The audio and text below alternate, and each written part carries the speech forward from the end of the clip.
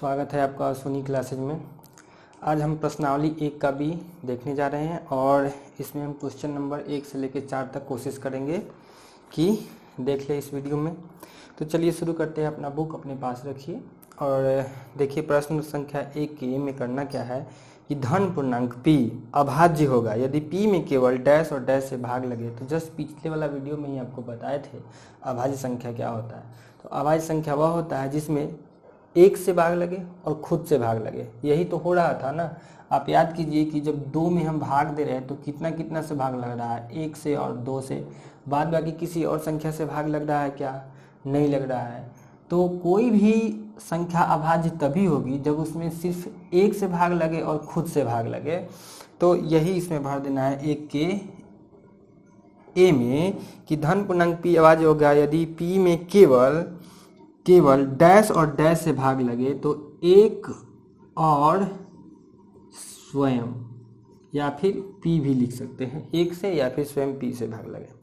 दूसरा है कि डैश संख्या को अभाज्यों के गुणनफल के रूप में लिखा जा सकता है। तो अंक गणित के मूलभूत प्रमेय कल हमने पढ़ा था और उसमें देखे थे आप कि जो कोई भी यौगिक संख्या है उसको हम क्या कर रहे थे कि उसको अभाज्य संख्या के गुणनफल के रूप में लिख सकते थे।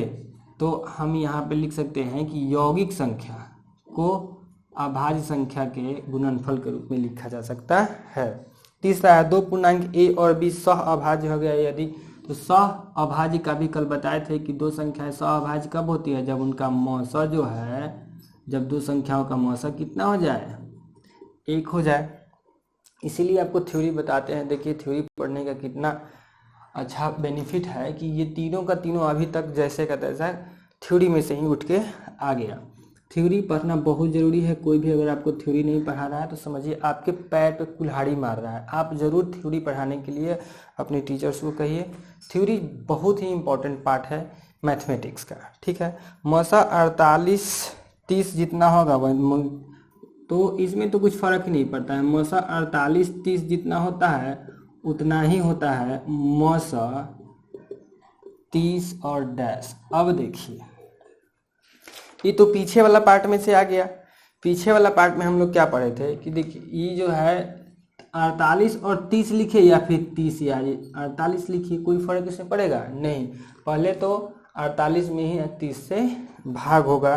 तो ये इसका हो गया कि मौसा 48-30 जितना होगा उतना ही मौसा 30-48 भी होगा। अच्छा, और फिर जो ये 5वां नंबर है ये कल बताए थे कि मौसा ए बी गुने लौसा ए बी बराबर कितना होता था? a गुने b होता था। ये भी जस्ट जैसे का तैसा थ्योरी में से आ गया। तो दोस्तों ये आपका पहला नंबर प्रश्न पूरा हुआ। दूसरा में है कि निम्न गुणनखंड में अज्ञात संख्याओं को ज्ञात कीजिए। बहुत ही इजी सा क्वेश्चन है ये। इसको पहले जो है सो लिख देते हैं। 2 है, a है, फिर यहाँ b है, फिर यहाँ 2 है, फिर यहाँ c है, फिर यहाँ 2 है और यहाँ 17 है। देखिए करना क्या है कि इन दोनों को गुना कीजिए, इसको गुना कीजिए। 2 और 17 को गुना कीजिए, कितना हो जाएगा? 34। तो इस डिब्बा में कितना भरा जाएगा? 34। फिर क्या करना है, इस 2 और 34 को गुना कीजिए। यहाँ लिखिए 34 दूना कितना होता है? 68। कितना होता है? 68। फिर इस 2 और 68 को गुना कीजिए। यहाँ पर लिखिए, कितना लिखिएगा? 2 और 68 को गुना कीजिएगा तो 8 दूनी 16, 6 दूनी 12, 13, 136। तो a का वैल्यू 136, b का वैल्यू 68, c का वैल्यू 34 हुआ। समझ में आया बात? ठीक है। चलिए, क्या सबसे ऊपर की संख्या अन्य संख्याओं को बिना ज्ञात किए मालूम की जा सकती है? तो देखिए, और ये जो सबसे ऊपर की संख्या है क्यों नहीं ज्ञात की जा सकती है? तो बिल्कुल ज्ञात की जा सकती है कि ये जो है इस सबको आपस में गुना कीजिए। 17 दूनी 34, 34 दूनी 68, 68 दूनी 136। तो ये साइड से भी गुना कर दीजिएगा तो आ जाएगा कि नहीं आ जाएगा? ये एक्चुअली देखा जाए तो 136 का ये अभाज्य गुणनखंड है। 136 का क्या है? अभाज्य गुणनखंड है।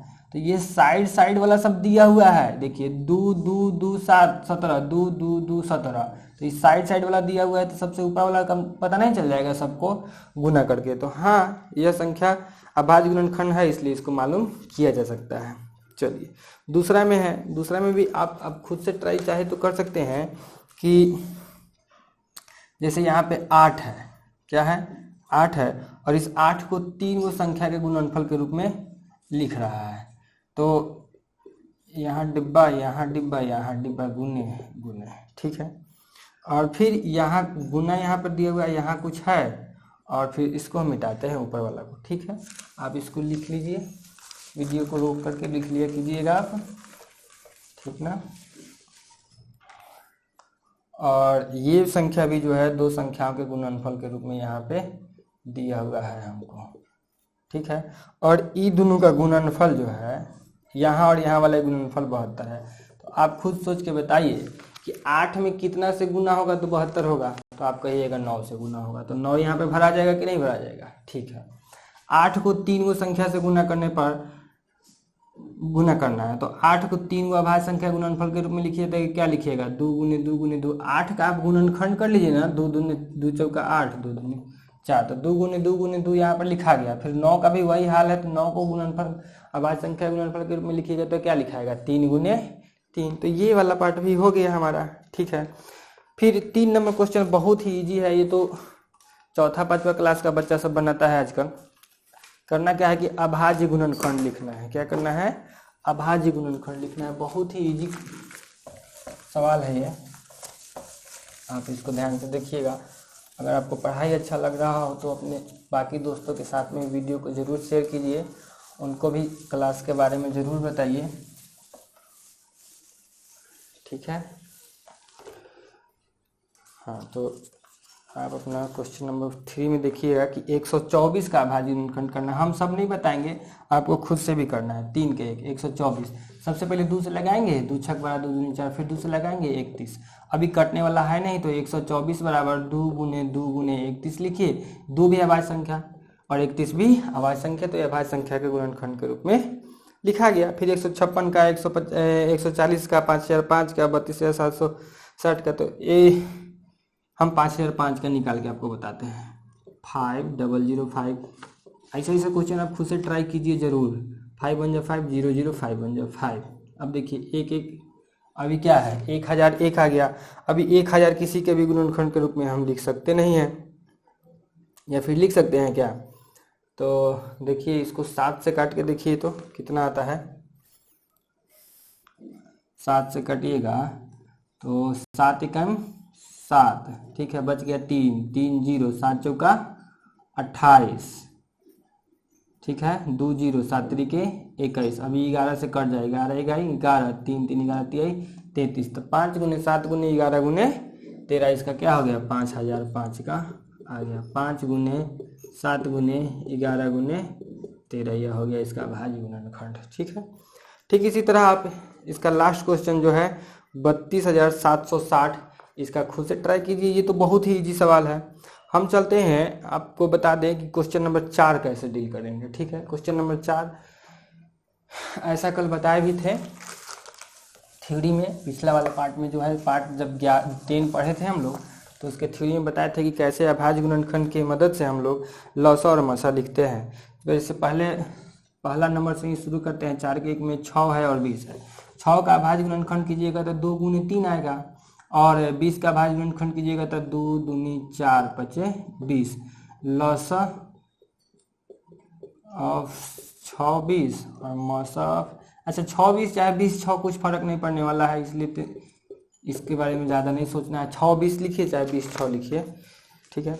अब कल बताए थे कि लौसा जो होता है सबसे ज़्यादा बार जो होगा वही लौसा होगा, जो सबसे ज़्यादा बार होगा वही क्या होगा लौसा होगा, ठीक है।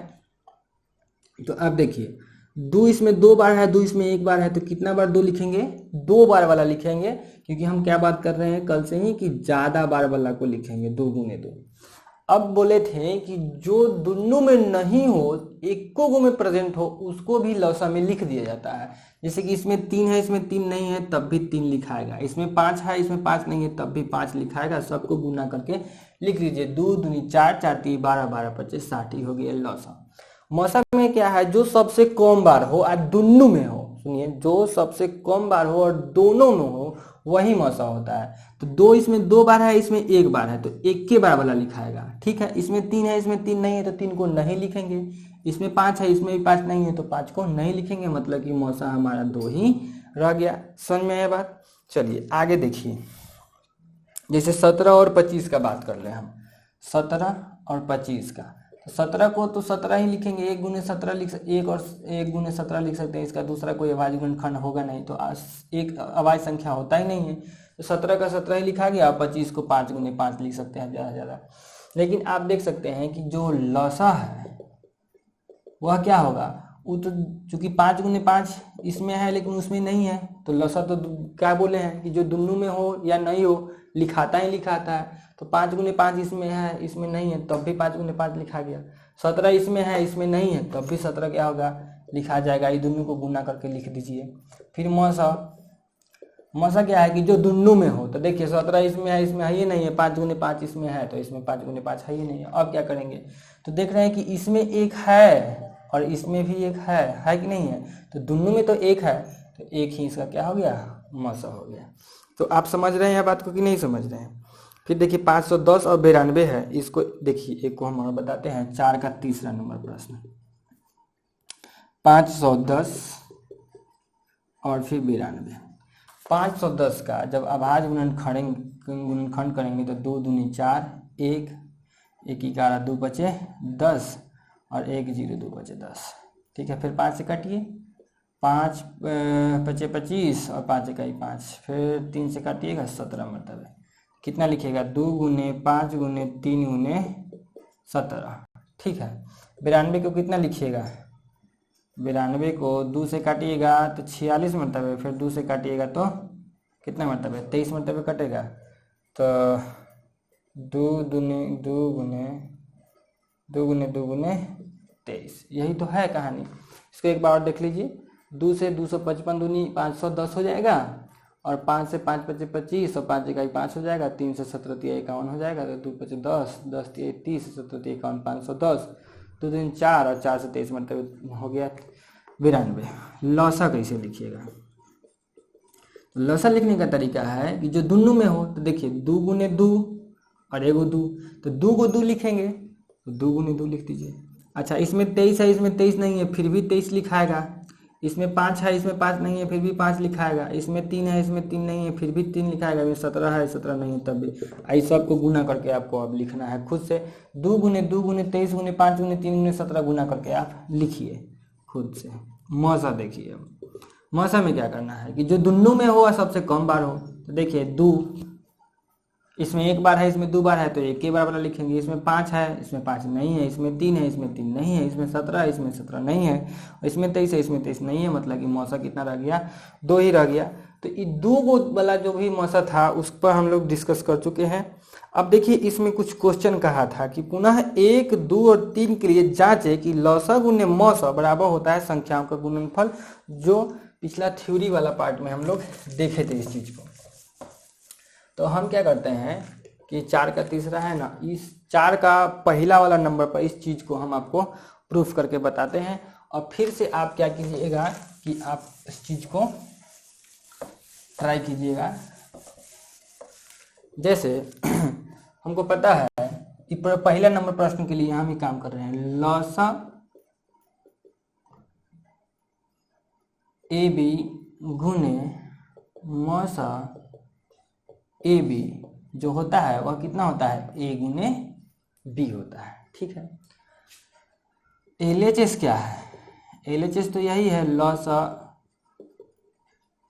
20 6 चाहे 6 20 कुछ लिखिए गुने मौसा 20 6।